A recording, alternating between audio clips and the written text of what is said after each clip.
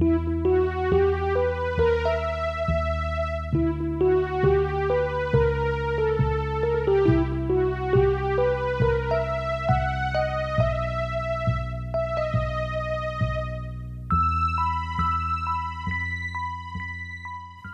following is a fan-made chapter reading of the web serial Pale by J.C. McCrae. The original text can be found at palewebserial.wordpress.com. If you'd like to donate to the author, please go to patreon.com/wildbow. Thank you and enjoy.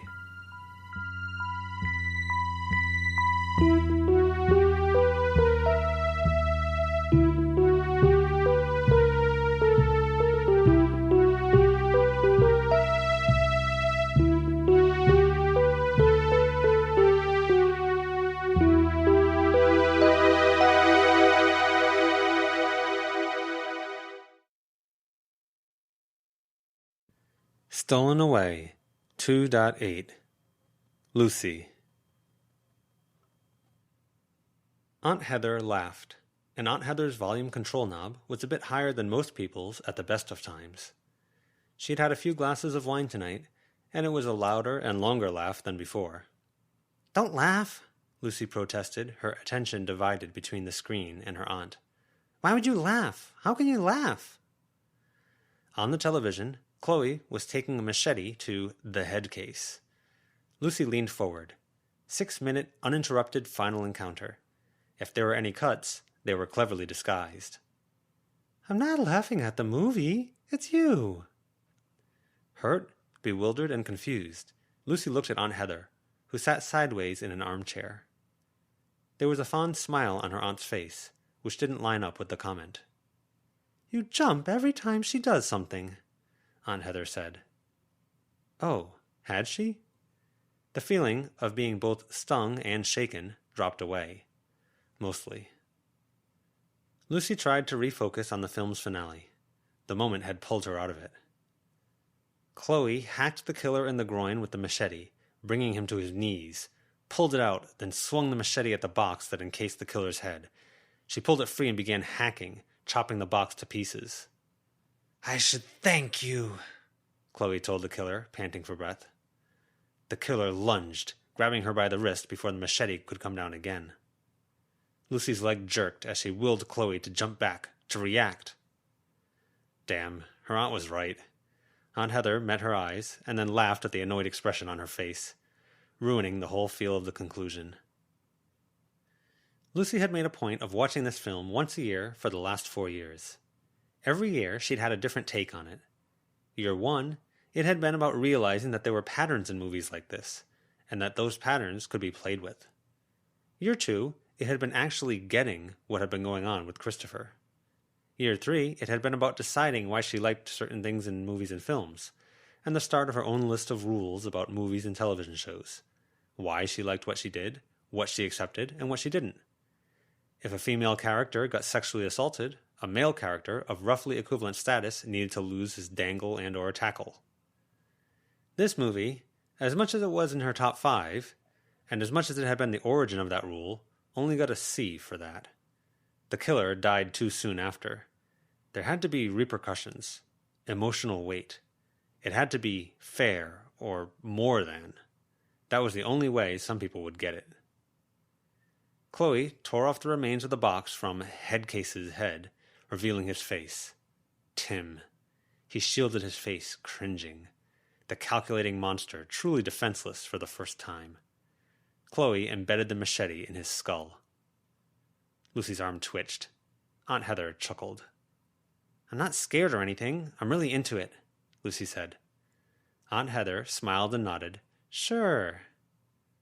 Lucy, sitting on cushions at the base of the couch, twisted around to look at her mom. "Mom." Her mom was looking at a tablet. "You're not even watching," Lucy protested. "I'm keeping half an eye on the screen," her mom said, 2 eyes on the tablet. "I told you to put that away. Come on, please. It's disrespectful if I want to show you a movie I love and you aren't even giving it a chance." "I'm fine, sorry. I did warn you this wasn't my kind of movie." "Maybe it could be if you gave it a chance. It's a good movie with good critic reviews. Some really great cinematography and effects across long shots. Solid action. Second to last scene of the movie. Kai, barely alive, limping up and looking down on the killer's body, picking up the machete, and proceeding to methodically take it to pieces. I hope you're okay with the decision we made, Chloe told Kai. No getting our heads back on our original bodies now. Perfectly okay, Kai said, a look of determination on his face. He held his injured side as he worked his way to his feet. I don't know who these characters are, Lucy's mom said. Lucy groaned. Remember Christopher from the start of the movie? Barely. Or Katie? Was that the girl with the black hair? Lucy groaned, getting up from her seat. Want me to pause it? Her mom asked. It's the last scene besides the after-credits one, Lucy said, stretching. She picked up the empty snack plate and bowl from the coffee table and carried it over to the kitchen. Is it still okay if I go out? Hold on, her mom said, looking at the tablet. Lucy put her hands on her hips askew, giving her mom her best glare. She's mad, Aunt Heather said, a little less amused than before. Lucy's mom glanced back at Lucy. Hold on. Lucy shifted her weight to her other foot, her hips switching to the opposite angle. She dialed up the glare. The speakers of the tablet computer weren't very good, and the ringing phone sound was abrasive. Please don't tell me this is Paul. The tablet display switched from a mostly white screen to a video stream. Hello? Hello, can you hear me? Hello, Aunt Heather called out, not moving from her spot. Hi, Auntie. It was nice seeing you when you stopped by. Hi, Mom. Hi, Booker. Lucy relented, hands dropping from her hips. The frustrated, angry feeling went away. Mostly. How you doing tonight? We're managing, Lucy's mom said. We just finished movie night. Lucy's pick tonight. I've been trying to get this program working for most of the film, and she's made it clear I should have been watching. My fault, Booker told Lucy. Hey, you there, baby sis? Lucy approached the couch, putting both hands on the armrest to lean forward. Her mom tilted the tablet up a bit. Hi. Booker was in his dorm room, apparently. He had music posters and art on his wall, like Lucy had done with two of hers, even though his were bigger, with more of a theme running through them. The place looked small, with a bed, bedside table, bathroom, and door out, all visible within the camera's frame. Booker's hair was long, curly, intentionally messy, and draped halfway down to his chest. In contrast, he'd put a lot of attention into trimming his eyebrows, the pencil mustache at his upper lip, and the beard that was kept to the very end of his chin. In contrast to the attention and effort given to what she praisingly thought of as Booker's mane, or his facial hair, he wore a wrinkled university tee. He looked so good, healthy, comfortable, himself. There was a slight delay before he spoke. Faint audio lag. Hey, don't blame Mom too much, okay? I gave her bad instructions for the download, and it took me so long to catch on. If you're going into anything political, you're going to have to get better at communicating than that. Haha, ouch. I know the schedule for movie nights, unless you guys have changed it. It's a little shaky in recent months, Lucy's mom said. My work schedule. Mine too. Sorry, Lucy, I've got a shift later tonight, 10 to midnight, and then I got an activity center thing at the crack of dawn tomorrow. So this will have to be a short conversation. That's okay. I was going to hang out with my friends, squeeze something in before late curfew if I could. Part of the deal I struck with Mom. About that, can we talk in private? Lucy looked at her mom, who held up the tablet. Lucy took it, then headed for the stairs. She put you up to this, huh? Lucy asked, once they were mostly out of earshot. She mentioned stuff. I said I wished I could be there, but I can't, so this is a bit of a compromise, Booker said. Yeah, Lucy said. I don't think she knows what to do with me. In the background, a girl let herself in, walking very carefully with two mugs. She was petite, wearing an oversized university hoodie that made her look smaller. White, with bleached hair. She navigated the various things in the rather confined room. Lucy felt impatient. This call was supposed to be short. She and Booker had places to go, and this was an interruption when time was limited. The girl placed both mugs on Booker's desk, then gave him a kiss on the side of the head, hugging Booker around the shoulders, compressing his hair. She was short enough that standing behind a sitting Booker, their shoulders were roughly level. Sorry to interrupt, but there's no way we're getting through work tonight without caffeine, the girl said. Hi. Hi, Lucy said, wary. This is Alyssa, Booker said. He rubbed Alyssa's arm at his shoulder. She'll be coming with me to visit this summer. I'm looking forward to the visit, Lucy said, picking her words carefully. Me too, Alyssa said. I'm looking forward to seeing where Booker grew up. It's pretty boring, I keep telling her, Booker said. He smiled, looking at Lucy. But some of my favorite people are there. Where are you from? Lucy asked, trying to be nice, still feeling like the conversation with Booker was being intruded on. Ottawa. Ottawa's boring. It's not kinda boring, Booker said. So you keep saying, listen, I don't want to get in the way, so I'm going to go do laundry. Does your uniform need a clean? No, but, can you throw my clothes from the hamper in? I want to dress nice for the parents tomorrow. Will do. Bye, Lucy. I look forward to getting to know you. Bye. There was a bit of commotion as Alyssa collected the clothes from the hamper. It looked like it attached to a metal rack with hooks and rods that kept the mouth of the bag open, but it was a struggle with the lid and everything. Booker rose from his seat and had crawled halfway across the bed to get past Alyssa to the hamper when Alyssa finally got it free. She shot them both a victorious, embarrassed smile and then carried the bag out of view. Booker sat back down. What were we talking about? I don't remember exactly. I can see your wall. Show me? Lucy hit the button on the tablet to use the other camera and showed Booker her wall with all the collected album art, posters, and promotional material. You gotta keep sending me your favorites. I will. There hasn't been much since the experimental week. Yeah. I remember now. You said Mom didn't know what to do with you. Lucy sighed a bit. Booker's head turned. Alyssa returned, ducking her head a bit, collected one of the 2 mugs, and jogged back out of frame. You're really together and meshed, doing each other's laundry.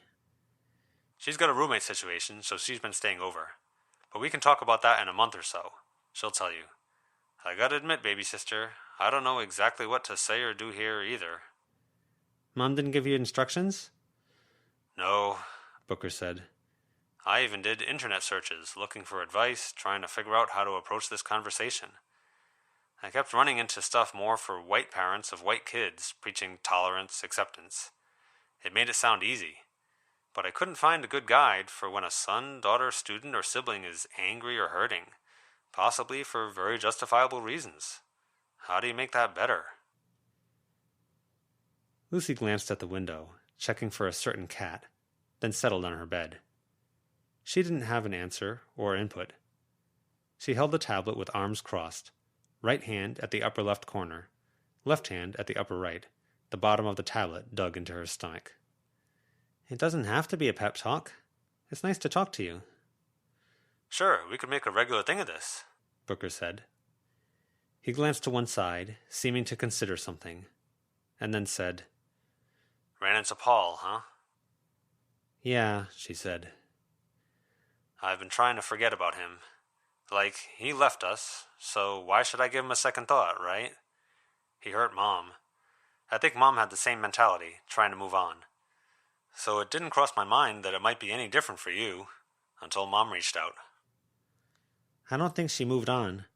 In her head, logically, but her heart, it sucks seeing it.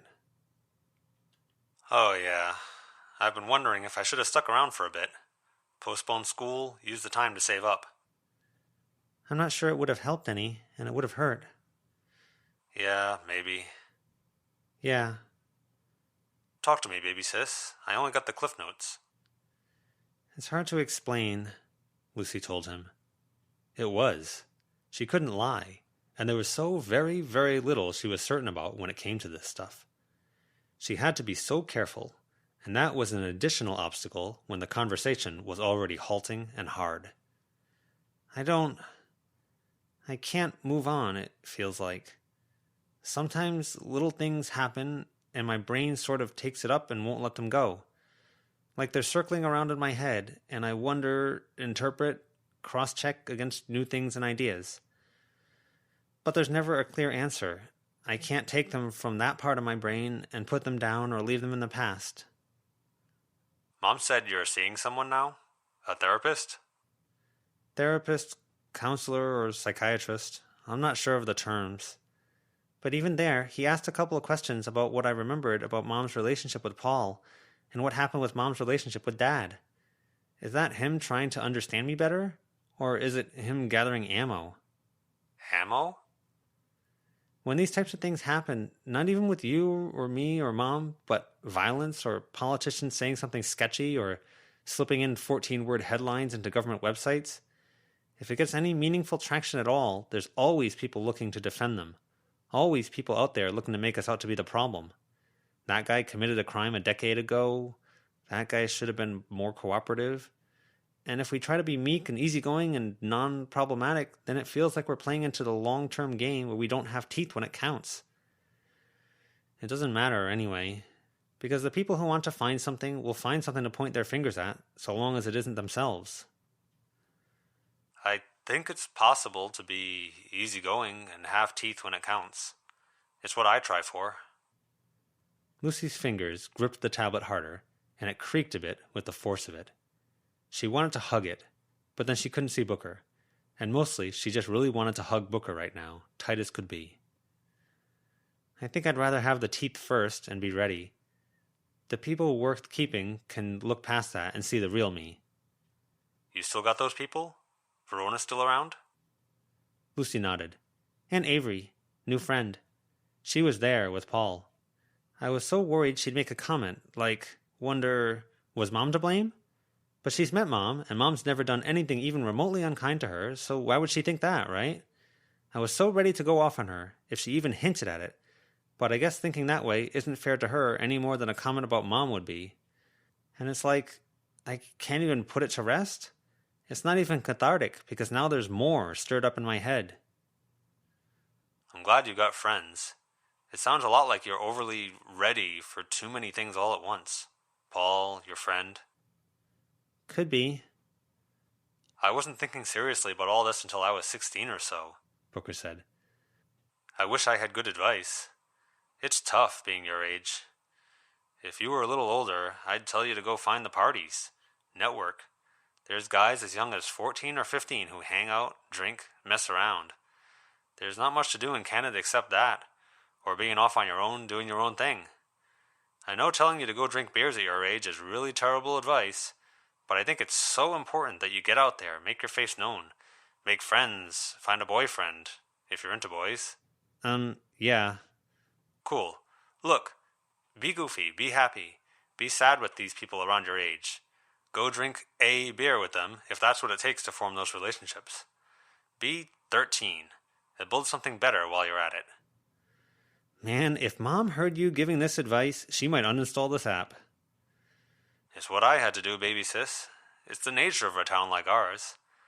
I wasn't into it at first, but I did forge some bonds, made friends I still kind of keep in touch with. People I'll go out to drink with when I visit with Alyssa in tow. Mom was looking up how to deal with problem children on her computer.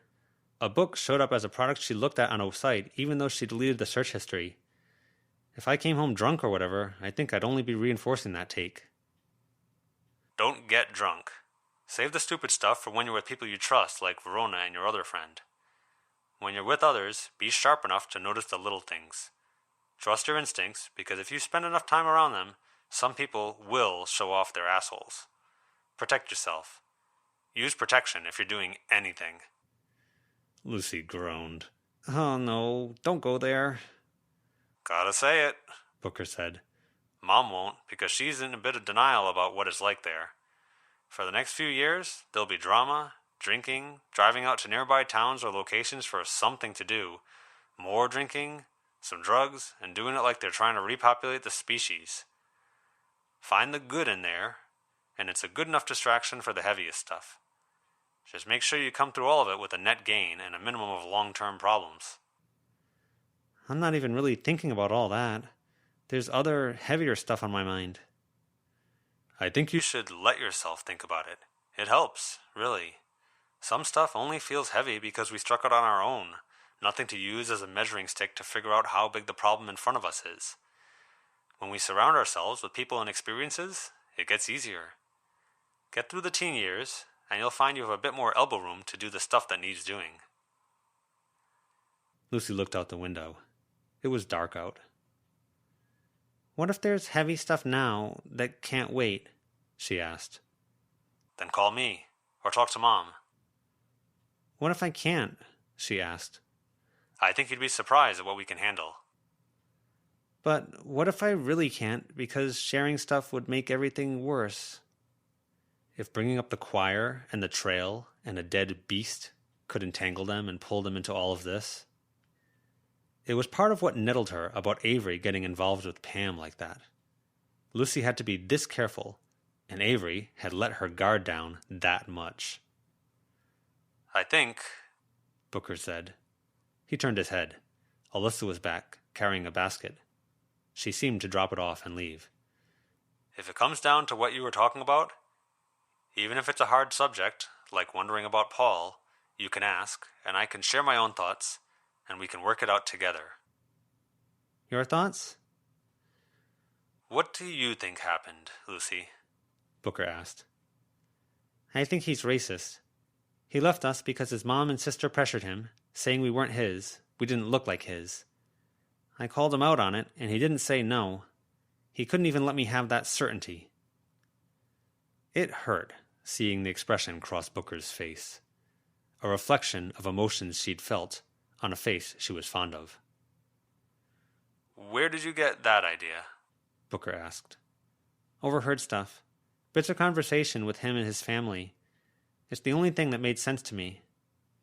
Booker nodded. He rubbed at his forehead. Geez, sis. How long have you been holding on to that one? Since then. Years. Am I wrong? No, baby sis. No, you're not. But there's nothing that... Lucy. She stopped. I gotta admit, I haven't really given this a lot of thought. I try not to think about Paul because it puts me in a bad mood after. But I got fragments of ideas from some family members. People who kind of stayed friends with both Paul and Mom for a while before they picked a side. Enough I had a sense of it, even if I didn't put it all together. Yes. Yes? Yes, you're right. Do you have any doubts? Comments from aunts and uncles or friends that don't line up with it? I have doubts, yes, but nothing contradicts it. It makes sense. Paul's face as I called him out on it was fitting if I caught him dead in my sights, but... No buts, Lucy. That's it. Has to be. Lines up too well. There's no way you can spend years trying to figure this out. I can spend years picking up on the little details, and both of us agree it fits perfectly, if it doesn't fit. Maybe there's a bit more to it, like job stress or new house jitters, but those things alone couldn't be more than a small fraction of it. His family was and is shitty, especially to us and to Mom. He didn't stand up for her. Lucy's eyes were moist. Just hearing that. It was a bit like a deep-set, dark place inside her chest finally had a light shone in on it. She wasn't sure she loved what was there, but it was so much better than being in the dark. She drew in a deep, shuddering breath, and that breath almost shook the moisture free from her eyes. Okay? Booker asked. Talking to him felt better than the therapy, which wasn't all bad because it was a place to talk, at least, to vent. She was pretty sure her therapist had gone off to have a stiff drink after dealing with her for 2 hours, but whatever. Okay, she said. Thank you. Then I guess all that's left is to see if he takes something away from this or if he'll be a mama's boy coward. I guess. Mama's boy coward. That's a way to put it. I'll call again next week. I really should be getting to work. Alyssa's in the doorway now, looking anxious. Booker, she jumped in. What? Hypothetically, if there were 7 or 8 people in a lot of trouble, like lives on the line, and you were in a position to maybe save them, but it was dangerous or dangerous for a friend? She started, and she trailed off. What's this about? Hypothetically. This doesn't sound hypothetical. I need more details before I can say anything. Maybe never mind then, she said. She'd let her guard down. What's this about? Are you in trouble? Can I cash in all the credit I have with you and ask you not to ask questions about this? Trust me? I'm just trying to figure out what to do. Be safe. But what do I do? What did they do? These 8 people? Yeah. You go to the police. Or another higher authority. Teachers, if this is at school. What if they don't care or they don't recognize the problem? What if I really am one of the only people who can handle this? What if I'm the police in this dynamic? This sounds like a lot. I know when I was at your school, there were some kids dealing and they were sloppy about it. If it's something like that... He trailed off, leading, pressuring her to say yes or fill in the gap. What would you do? She asked. I would say that you should ask yourself, very hard, if me and Mom and Aunt Heather and Barbie and Rand got the full story, would we hug you and be proud, or would we be upset with you? Lucy nodded.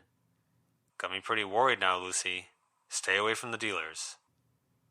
Okay then, she said, trying to make it sound like she'd come to a decision. Thanks. I don't really have any interest in the drug stuff. I want to help people who are caught up in bad stuff. It's part of why I was out past curfew on Friday night, keeping an eye out, trying to figure some stuff out. There have to be better people for that particular job. There should be, she said. I'll try asking. Okay, he said. You should talk about this stuff with Mom. She made a face.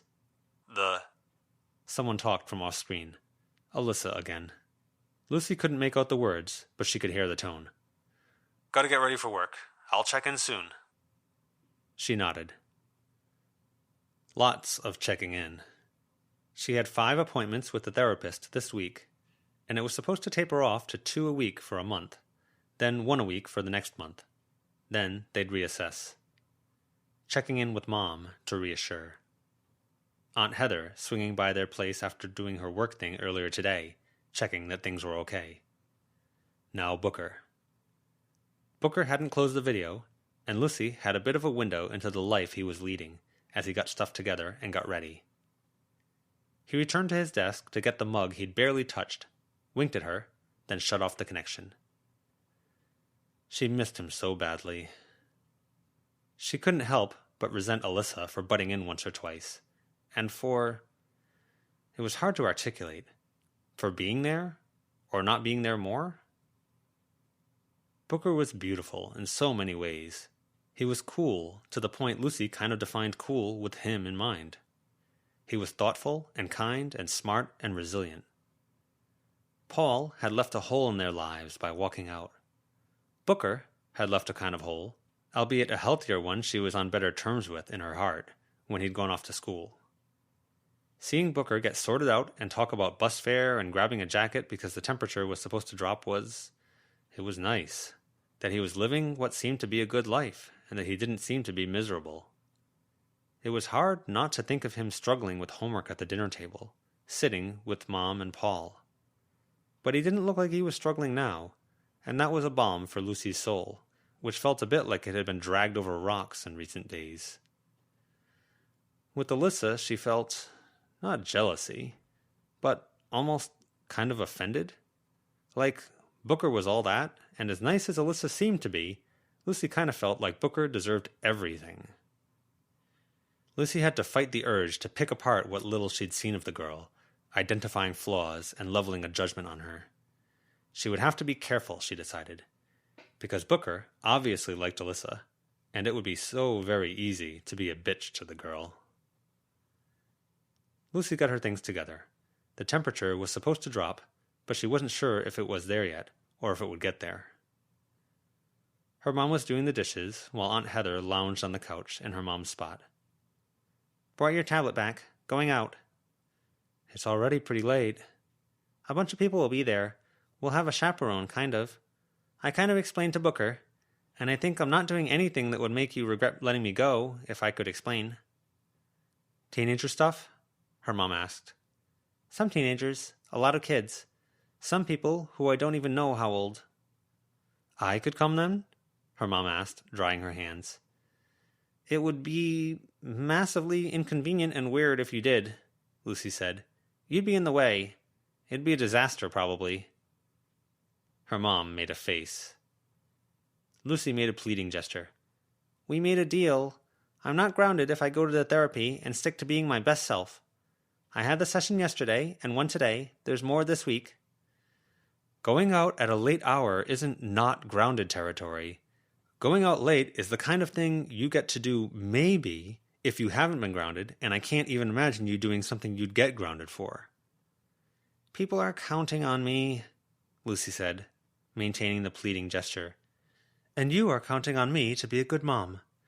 I'm not sure being a good mom would involve letting you out at 8:30 with an insufficient answer about what you're up to and no firm promises that you'll be back before curfew. I want to go. I want to help. At the same time, I think more than anything, I'd be relieved if you grounded me and didn't let me go. I don't want people to die, but this is scary, and I'm not sure I'm 100% okay after the first night with the Hungry Choir, or after hearing about the second. 49 body parts eaten by one person who shouldn't have made it through the night. You're keeping things very close to your chest, Lucy dear, Aunt Heather said, her chin resting on the armrest of the couch. If I don't go, then Avery and Verona might, and they've promised to be better, but I'm still not 100% sure they'd be as okay as if I was with them. It's a bit of a spiritual thing, and I don't trust Verona not to get carried away, or Avery not to be a ditz. Her mom seemed on the fence. I'm not sure I love the spiritual part of that line of argument. It's good to explore that sort of thing, figure out what works for you, Aunt Heather said. I'm kind of trying to, Lucy said, considering options. Is this tied to the Wavy Tree Dance Studio? Lucy's mom asked. Yoga and... I don't know. Speaking as someone who has indulged in yoga and procrastinated on a New Year's resolution to be more consistent with it, I resent that implication, Aunt Heather said to Lucy's mom. To Lucy, she added, I feel like I'm taking a small step toward my resolution, defending it. There was actually something last Friday where Melissa practically snapped her ankle off, Lucy said. People were pretty shaken, I think. Kind of why we lost track of everything. We walked and talked and didn't look at the time. You did mention that, Lucy's mom said. She made a face. I don't know. Booker was just suggesting I make some bonds. He asked me, if you and he heard the full story, would you be proud or upset with me? I don't want to make you upset. This isn't that. The Paul thing wasn't something I wanted to repeat. The break of curfew was a real accident. There's a chaperone? Her mom relented. Plan was that Verona's bringing one. Her dad? Lucy shook her head. And you're not saying who? Fine. You'll stay in touch? As much as you can? Lucy nodded. It's a school night. If you're out late, you're grounded. You've got school in the morning. I know you have that big project to work on for your world politics class. Lucy nodded with more vigor. Absolutely. Go. Be good. Don't make me regret this. I hope I don't. Lucy hurried for the door before her mom could change her mind or Aunt Heather could say something that turned the situation sideways. Verona was waiting outside with Avery as Lucy slipped out. It was a bright evening outside, the kind of bright dark that she might have associated with sunset, except the hills and mountains to the west blocked any and all trace of pink and orange. What light there was diffused across the night sky, making it an indigo blue with furrows of deeper, darker midnight blue running through it. The temperature was similar. Kennet was cooling off after a warm day, but the effect of the heat still lingered in the air, like she was in an area where a lot of people had been cooking on the barbecue, and the smell of meat had faded, but the smell of smoke hadn't. Verona carried a shoebox. Avery carried a canvas grocery bag. All set? Lucy asked. Both girls nodded. Ready? Is that the same as being set? Verona asked. No, Lucy said. She was pretty sure Avery was on her wavelength. She touched the shoebox. That's more about being ready. She touched her own heart. This is where you figure out if you're set. I'm set, Verona said. Avery nodded. Lucy was glad they didn't ask her if she was the same. We should consult Miss. Miss, Verona called out. Miss, Avery echoed. Lucy paused, unsure if the miss she'd finished a sentence with would count. It apparently didn't. Miss. Yes. Miss leaned against a fence that bisected a double-wide driveway so two neighbors could use it, her back to them, only her shoulder and hip really visible. As the three of them walked up to her, she began walking. We were thinking of using the Forest Ribbon Trail tonight to get to the Hungry Choirs ritual. If that doesn't work, we were thinking about some other options. We wanted some advice. Of course. I brought a baby possum, Verona said. Does that work for a prey animal? It's omnivorous. If it's virginal, it will suffice. I'm afraid I don't know what boon it would grant. But it'll grant one? Avery asked. Yes. Even if not virginal, it would. But the walk would be much greater. Are you going tonight, Avery? I was thinking of going myself, Lucy said, because I pushed for this. No, Avery said. Why not? Lucy asked. Because I just spent the full day preparing myself. Because I want to do this. I want to help those people. So do I. If I may, Miss interjected. Both Lucy and Avery looked at her, the three of them following behind Miss as they walked south. This is an initiation ritual for finders, those who walk the paths. There are many benefits, but you should be aware your first big ritual that isn't the awakening will shape who and what you are as a practitioner. Many spirits and forces are out there, waiting and poised to see you identify yourselves as one thing or another. If you do the finder ritual, Lucy, then you may find it hard to shake the guise of being a finder. What I did with Paul wasn't defining? Not nearly so much as something of this magnitude. Lucy frowned. Please, Avery said. I want to go places. I want to do this. I want this to be my thing. Lucy looked at Verona, who shrugged. It made it easier to keep her mom's faith, Lucy supposed. If Avery thought she could handle it. We discussed it last night and earlier today, Lucy told Miss. Can we walk you through it, raise a few questions? Please do. There's apparently a cabin in the woods that gets used in winter to store emergency stuff and give people walking the trails a place to hole up. It shouldn't be occupied. Saw it a few years ago while playing a mega game of Capture the Flag, Avery said. I asked, and they explained what it was. It should still be there. I'm aware of it. It's not occupied. Yes, quite fine. Cool. The second question would be if this works timeline-wise. One of us does the Forest Ribbon Trail. Me, Avery said. Then there's two options we've considered. Does she finish, show up all hurt and everything, and then we run through the trail again using the woven object right after? The trail grants a gift, and the woven object gives us freer access through the trail. She can bring us? That would be a task. She could bring you, but she would be in dire shape. Dire how? Avery asked. Bleeding from non-specific wounds with no scars. Insensate. They would have to wrap you in ribbon again while you are unwell, then carry you through. And in this situation, would I need to go to a hospital after? Avery asked, a little more nervous. The hospital would find nothing explicitly wrong. You'd recuperate in days, physically. And mentally? Verona asked. You would forget what you needed to forget if you kept to the ritual. That feels like a non-answer, Avery said. I cannot share specifics. Rest assured, if you keep to the terms of the ritual, you will be more or less fine in time. Uh-huh, Avery said. Then option 2, does she detour, which forbids future use of the trail, and can she find another way back? Difficult to find her way back, but it remains an option. Verona said, Lucy and I discussed blocking her connection to her mom long enough for her to get home. I guess we'd be blocking Avery's connection to her family. The backlash would be notable, but you could navigate it, I'm sure. Backlash like? Avery asked.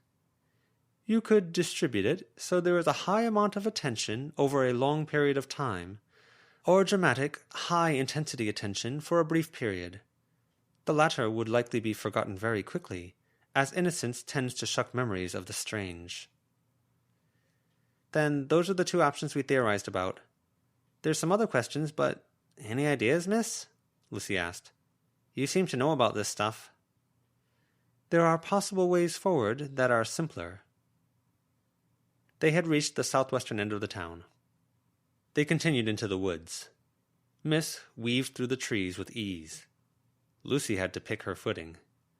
Now that they were in foliage, pushing through pine needles and leafy branches, the lightness of the evening over Kennet wasn't a thing. It was darker in the woods. Lucy tried turning on her sight to see if it helped with the view. It didn't, but she could see less branches on trees with watercolor staining on the trunks, and she couldn't help feel like less branches were getting snagged on her clothes. What ways? Avery asked. Simpler is good. Simpler isn't always good, but you're right, it may be good here. At the end of the path, the wolf waits. You will find yourself talking to it. If you do not step from the path and take the detour, then you should negotiate with it. Negotiate to be deposited at your destination with everything you need and postpone its time with you. Tell it that it is to take you back here once you've run your errand. Avery looked at Verona, who nodded, then at Lucy, who did the same. This is spooky. I'm not sure I would be doing this if it wasn't for the hungry choir thing. The benefits are subtle but important. This is a ritual for explorers. I thought it would suit you. On completing the ritual, you will find more doors open to you, more paths, small p, and paths, big P. You will find lost things and lost things, small and capital L. And the gift imparts power, often something meaningful of forgotten origin, or something original of forgotten meaning. Enough things have traveled specific courses to become important, that the courses were left behind, while the things have been lost by the waysides. This is one critical confluence of courses. Still spooky, Avery said. Yes, it is. The cabin looked lonely in the woods. It wasn't big, barely more than a shack, with 2 windows, one on the north side, and one inset in the door, cracked. A bit smaller than my bedroom, Lucy thought, as she circled around it.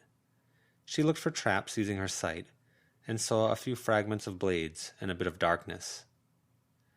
Verona's eyes flashed purple as she joined Lucy in walking a circuit around the little building.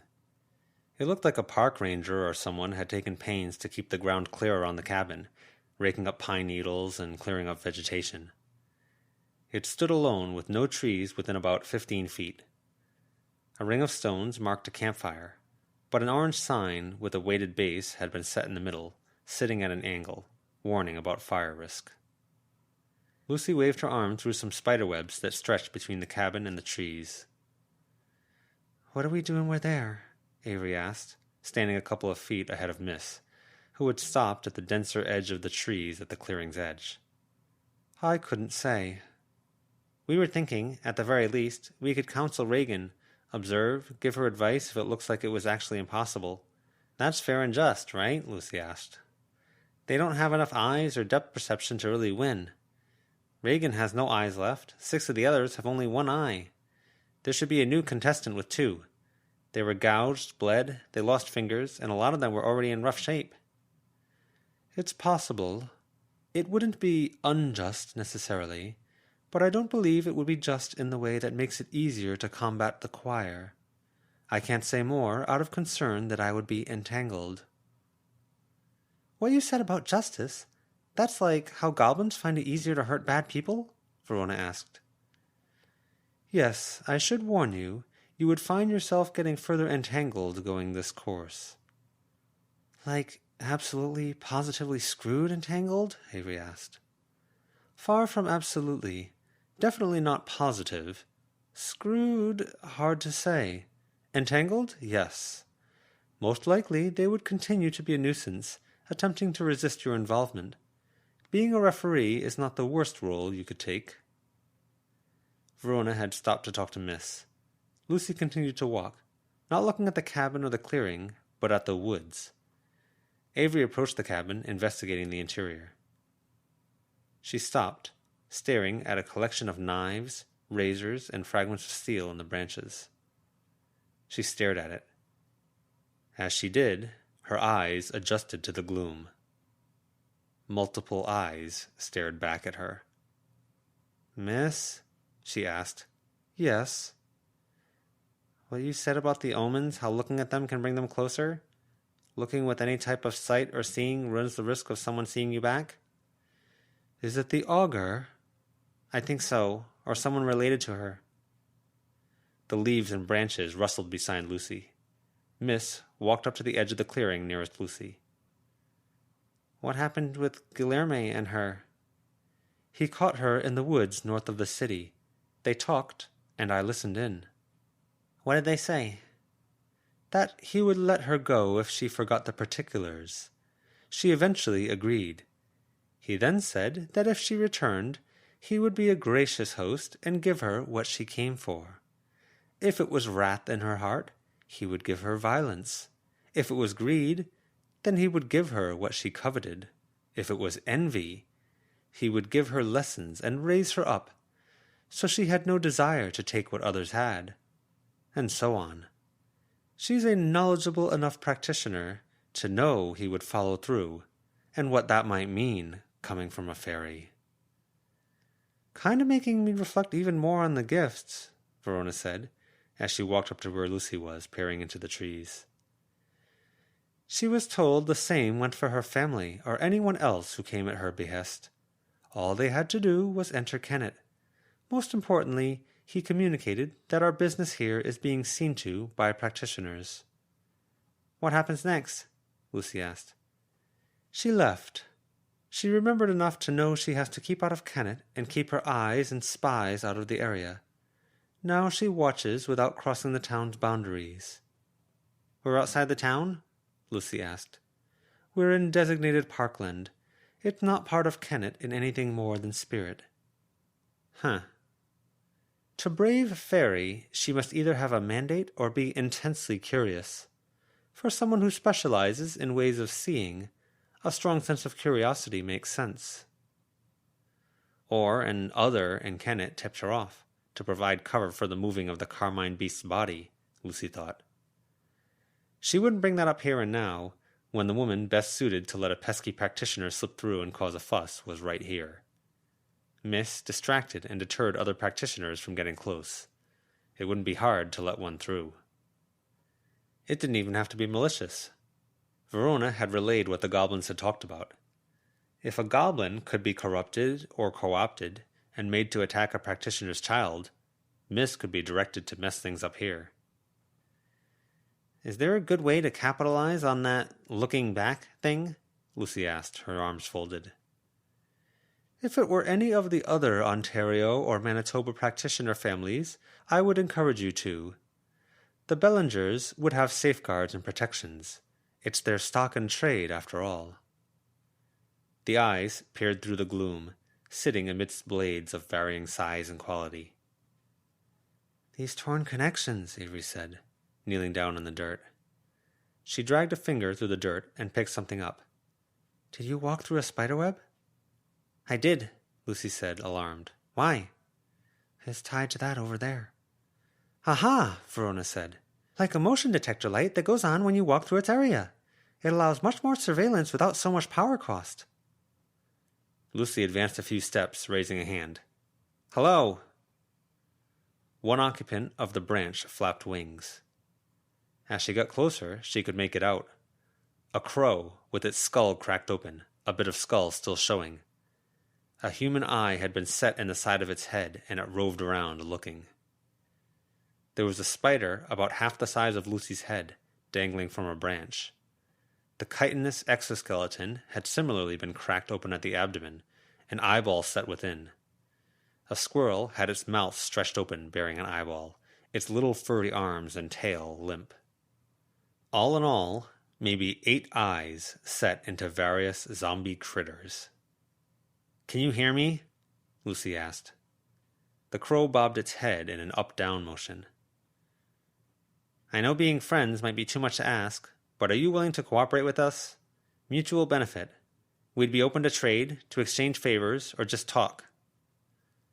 None of the animals moved. "We have no interest in interfering with your business if you have no interest in interfering with Kennet. Things are in the process of being sorted out here. Let us finish sorting this out, and equilibrium should be restored. We have little interest in being your competition." The animals remained still. "Be careful," Miss murmured. Lucy looked around. There were more swords than before. A shadow of crimson watercolor spread from the tree with the eyeball zombies toward her. "What is that?" Lucy asked, backing away a few steps. Miss answered, "You can't see it from here with your sight as it is, but omens gather. He or she is looking from a few angles and ways, trying to find a way to deal with you. Once they find it, it will be hard to shake the outcome." "Good to know," Avery said from the tree line. "Back up?" Lucy retreated a bit more as the blades and staining advanced, reaching out to either side of her, as if to surround her and swallow her up. "Are you okay showing yourself, miss?" Verona asked. "You said you wanted to avoid giving them information about you." "They don't have an angle to see me, and they won't get one," Miss said.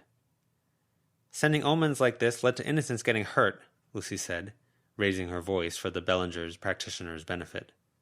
Melissa and Melissa's ankle. "This area is under our protection, and the intrusion the other night caused several problems while upsetting the local systems and balances. This marks a second offense in our area. Stand down, disable your surveillance, and we can establish a loose working relationship where both sides benefit." "Bellingers are stubborn," Miss said. "If this is an apprentice, she'll be a Bellinger as well, as a formality, and she'll have some of that stubbornness. It may be a trait of augurs. Seeing the future can tie an individual to a conclusion, and makes them very used to being unwavering." "We want to help people," Lucy raised her voice. "Help us or leave us alone." Slowly, the ordinary crow with a very unordinary human eye shook its head, the eye disappearing from view as the beak swept toward Lucy's right, black beak and feathers disappearing in the backdrop of gloom. Verona reached for Lucy's arm and pulled her. Lucy retreated from the woods, leaving the observing animals behind. The stain and swords chased her out of the woods and stopped at the clearing's edge. "Did they do anything altruistic? Is there any chance they'd tackle the hungry choir on their own?" Lucy asked. "It's not likely. They trade in information. I have trouble thinking of a worse practitioner family to take any interest in Kennet, for our sake and in terms of personality." "What's her long-term plan?" Verona asked. "What does she get here?" "She might imagine you're some novices who've cornered a share of the market, or she might be following the growing damage that relates to the Carmine Beast's absence, tracing it to the epicenter." Standing between Verona and Avery, Lucy looked through the gloom.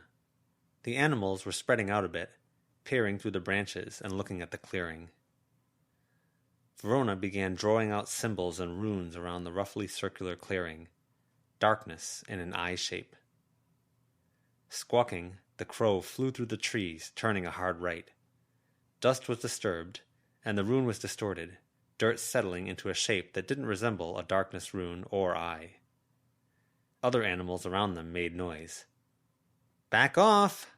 Lucy raised her voice. "Seriously, I've tried to be nice here." For my mom, I said I'd reach out to a higher authority and see if they'd handle or help with this whole situation with the choir. I tried. The noises continued. Annoying. "Verona?" Lucy asked, quiet. Got that glamour?" "It's technically Avery's. I used her share." "Go ahead," Avery said. "Maybe don't use a lot. It would be nice to have some in the trail." "Stay here. Don't do anything yet," Miss said. Lucy turned her head. but Miss was gone. "You've got the thorn in the flesh?" Verona whispered. They'd shared the goblin gifts. Verona had the glamour disruption stuff, Avery had the lockpick that destroyed locks, and Lucy had the thorn, wrapped up and stowed in her bag. "I packed it. I don't want to be that blunt, though," Lucy whispered back. "If we're going to the magic school, we may have to deal with her or her family. If we go too aggressive when the worst she's done is be partially responsible for Melissa and mess up a lot of ghosts, then she might be justified in coming after us or doing something." "And justification makes it easier to do stuff," Verona said. "Sure." They remained where they were, standing in the dark, their eyes painted in strange colors. Miss spoke from the trees just to her right. "Lucy, if you'd put out your hand, I'd appreciate it if you averted your gaze."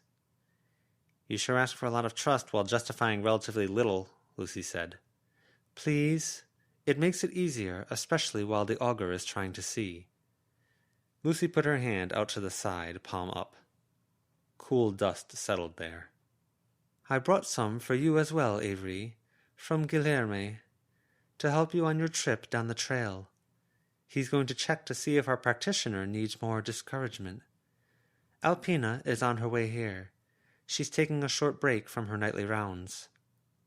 "Cool," Avery said. "I don't suppose she could help?" "She would not be able to come with you, no.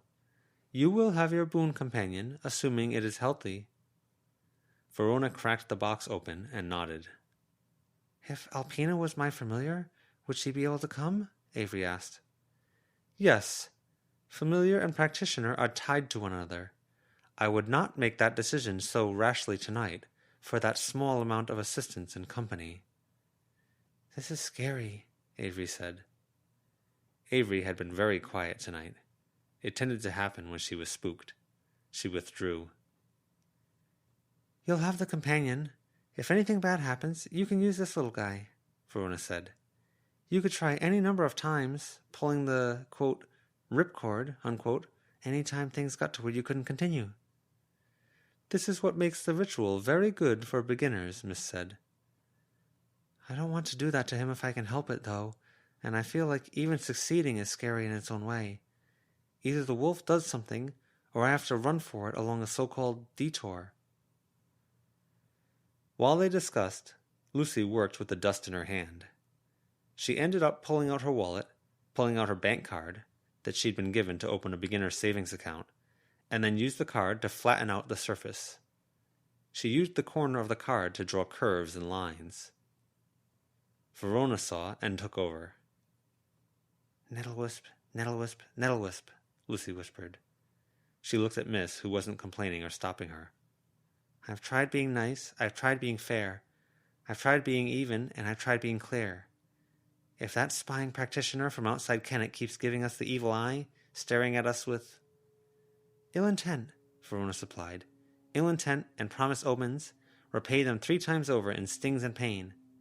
And if it's just, if the karmic way is clear, and if the glamour heaped in my hand is enough, nail their friggin' eyelids to their skull." The glamour twisted and shifted, gathering in her palm. It condensed into a shape like a small flower, surrounded by twists of bristling leaves. It looked like it was made partially of glass. "The fairy would call that crude," Miss said. "Is it a problem?" Lucy asked. "No. An interesting blend of fairy magic and goblin intent." "Did she hear or see? I wouldn't mind if she got the warning." "She can't hear, and she can't see much. I'm cognizant," Miss said. "Please leave," Avery called out into the woods. "We'd like some privacy. We're taking measures." The animal sounds were mocking and chaotic. "She's not like a really talented 8-year-old, right?" Avery asked. "We're not making plans or sending monsters after a kid who got awoken early?" "If it is Nicolette Bellinger, she's older than you 3 by several years. If it was someone younger, they wouldn't have the talent to use these kinds of seeings or that kind of ominous eye." Lucy investigated the bristling flower. It felt tense, like a coiled spring, but the spring was trapped in an arrangement of dust that just so happened to interlock and keep it in a singular shape. It was heavy, and as Verona's notes had suggested, it was stubborn, occupying much of her hand. If Nicolette or whatever augur was observing them didn't chill out, would it be stuck like this until triggered? Glamour washed away with water, but there was a chance this thing would backfire if it didn't get the target she'd asked for. Would such a backfire include nailing her eyelids to her skull? Well, that would be the price of doing this. Sending a monster after the practitioner hadn't been enough. Guilherme hadn't been enough. Doing this, at least, would hurt or ruin the zombie animals. Then, depending on what happened next, they could maybe use the thorn to drive the point home. Stick your nose in and refuse to deal? Lose your summonings, lose your seeing eye forest creatures. Since she can't hear, I wanted to say I really do think Alpina would be my style, Verona said. Dark? Yeah. Nighttime? My favorite time. Creepy nighttime stuff? Heck yeah. If I'm going to tap into any juice as a practitioner, I kind of like that stuff. I think personality matters more when it comes to picking familiars, Verona, Avery said, testy. It's not just about the powers. But the nature of the other influences the personality, right, miss? They do. I think you're interpreting the best of Alpi the way you want to, Verona said. That's not a rebuttal, Avery said. If it's about the nature of the other, who's the person who chickened out when it came to giving her dad a nightmare? Lucy sighed. Using a stick, wincing as the end of the stick pressed against her hand, where she'd cut herself earlier in the week, Lucy began to draw the blinding runes. The animals reacted. They had some natural ability to disturb these things, or that ability was being communicated through them as a medium. The squirrel, with an eye in its mouth, its original eyes carved out, darted down, close to the ground, and the crow took to the air. The swords and Stain approached Lucy. This time, she didn't back down. The vines of the glamour slithered around her hand, the flower becoming like a ring on her hand. She shook her head. Don't. Back off, she said. The crow with the human eye embedded in its skull dove, entering the clearing, and Lucy was reminded of the omen diving toward Melissa. Swords rose from the dirt, point first, and Stain swelled all around her. There was a sound like a stick being swished through the air, closer to a gunshot from a silencer than a shotgun blast. The crow hit the ground. The squirrel tumbled, a goat's eyeball spilling from its mouth. The spider swung like a pendulum from a web strand, legs curling up. 1,000 leaves and small twigs fell in a rain. The swords around Lucy collapsed, scattering, rustier each time they flipped over until they dissolved into more stain. Lucy shook the residual dust from her hand. Slivers like glass tumbled from the folds. No harm done to her. You're liable to keep losing toys and tools if you keep this up, Lucy murmured, looking down at the crow. It had gone still. This close up, with the light of the sky reaching down into the clearing, it was evident it had been dead a long time. White at the edge of the feathers, like the crust of salt water or soap scum. It smelled moldy. 2 decisive victories, Miss said. The third will matter. Was I wrong to respond? Lucy asked. Not at all. Just be aware. They certainly are. They did another check of the area, then moved indoors, and Avery used the goblin lockpick to get the door latch and lock open. They'd each brought flashlights, and Verona had some candles, and they broke them out, setting flashlight down on the floor so they shone up. Candles did a lot to light up the cabin in a more ambient way, but the effect of the flashlights did make the lines of their faces and the shadows of the cabin more stark. It meant a lot to Lucy that Verona was putting in the extra attention and care, bringing the candles. It meant a little less when Verona and Avery kept up the discussion about Alpina in the background, as the heavy moment from the Nettlewisp's response faded from recent memory. Would you guys chill out and focus? She snapped. Focusing, Avery said, crisp and responsive. The cabin had some basic furniture, not all that different from Booker's dorm room. Desk, bookshelf, bed. No bathroom, though. They rearranged a bit of furniture, then broke out the ribbon Avery had brought. Avery and Lucy worked together to reel it out and wind it around, passing it to one another to get it around table legs and bring it around to Verona, who was lifting the critter out of the box. It wasn't a baby, but it remained small. Lucy tried to be gentle as she wrapped its limbs, then continued holding it as Verona and Avery handled more of the ribbon, bringing it to the curtain rod, down to the side of the bookshelf, then back around to the possum baby. Lucy held it cupped in 2 hands, 2 limbs bound, and it seemed strangely okay with the treatment. The ribbon encircled its middle, forming the first part of the general hammock shape. They talked in quiet voices throughout. "I can use my practice?" Avery asked Miss, who stood outside the door, which was ajar. "Yes." "I can bring things?" "Yes." "I'll need the gross eyeball necklace if we're going to try giving that to them." "We'll give it to you last minute," Lucy said, "before you wrap the last part yourself." "Good, that's good." They took care to bind the possum's last leg, its tail, and then its eyes. Belly up, in a cradle of ribbons, it was suspended near the center of the room. "I was thinking I'd make it an old wolf, so I can run more easily if I need to run," Avery said, as they spliced 2 pieces of identical ribbon together. "Older may be wiser," Miss said. "Is that a problem?"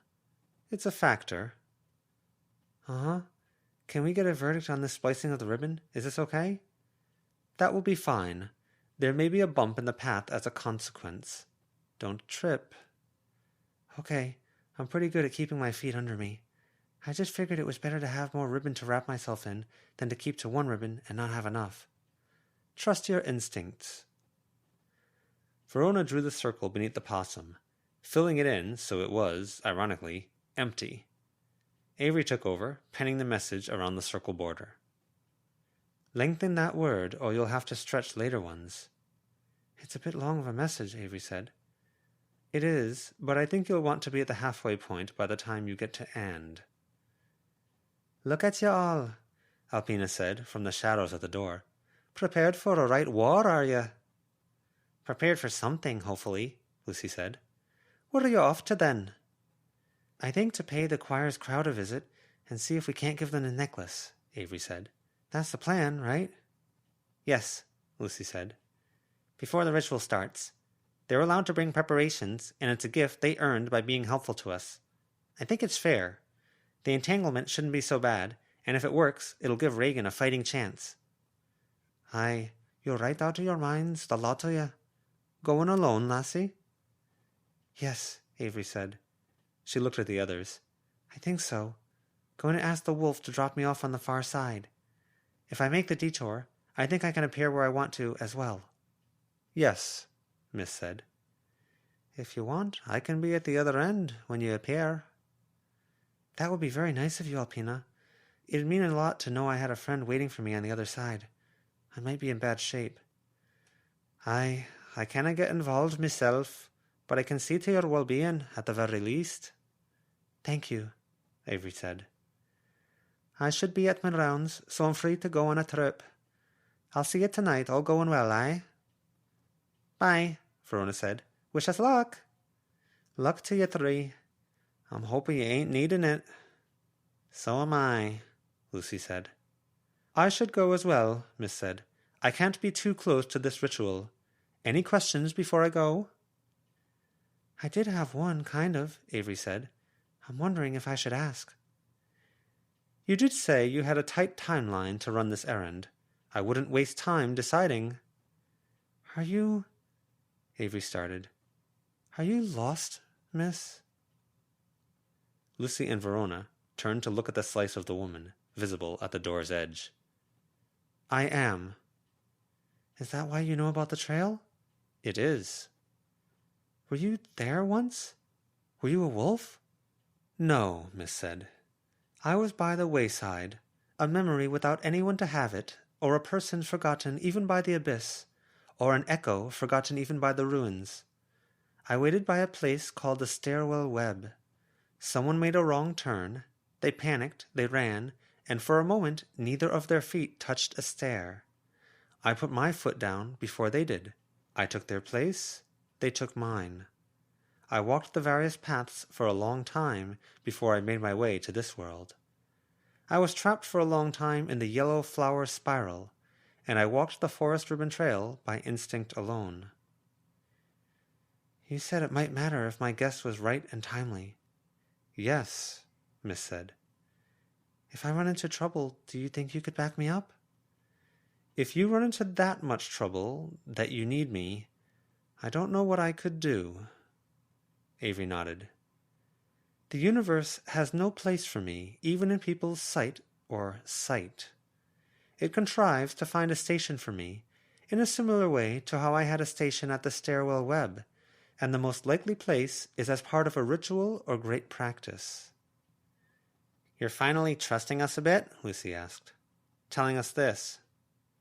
You're starting to prove yourselves worthy of trust, standing with us against enemies. Good luck, Avery Kelly. I hope I don't need it, Avery said. Alpina and Miss left. It was just the three of them. Avery finished the script and knelt in the circle Verona had filled in. Lucy managed ribbons, keeping everything taut, and making sure the little possum didn't come loose or fall. Lucy passed Avery the ribbon, and Avery wrapped her feet, then her ankles. Lucy helped her get the ribbon to her throat, where they took 3 tries to find an arrangement that wouldn't choke or interfere with the necklace of eyes. The ribbon went to Avery's ponytail, then encircled her eyes enough times to blind. She wrapped her hands as best as she could, Verona and Lucy offering quiet counsel and tips. Avery took the end of the ribbon in her teeth, then spoke through clenched teeth. Hey, addled old wolf, bring me to the forest ribbon trail, so you might eat me. She jerked at the ribbon, hauling it tight at her hands, and all throughout the room, floorboards ripped up, revealing more ribbon. Furniture slid, ribbon unspooling behind, logs pulled inward from the walls, and everything closed in around her as she was hauled up off the ground. Lucy and Verona scrambled back as everything moved into place, clustering into a barrier that blocked the view of the circle at the center of the room. Ruined floorboards and shifted walls made a warding barrier of splintered wood that warded off approach. Even without that splintered wood, there was a moat, almost, of dark gaps in the floor that Lucy in no way trusted her feet to. Verona whistled, long and loud. Lucy backed up, head and ankles nearly catching on some stray ribbons, and surveyed the situation. What was inside the room didn't line up with the neat and simple exterior. Venturing back inside, she found a seat in one corner. Verona settled in the other corner, unpacking notebooks. Lucy couldn't distract herself like that. Booker had recommended distractions, but some feelings were too hard to put down. Even when she could put them down, like when she thought Aunt Heather had laughed at her, just the memory of the bad feelings stuck. Like a sliver of the hurt was still there, unfounded as it was. Like the Paul situation could be resolved, but the resentment that she'd felt that way for so long might be there for years. She had a bad feeling, now, about this, and no idea what to do about it.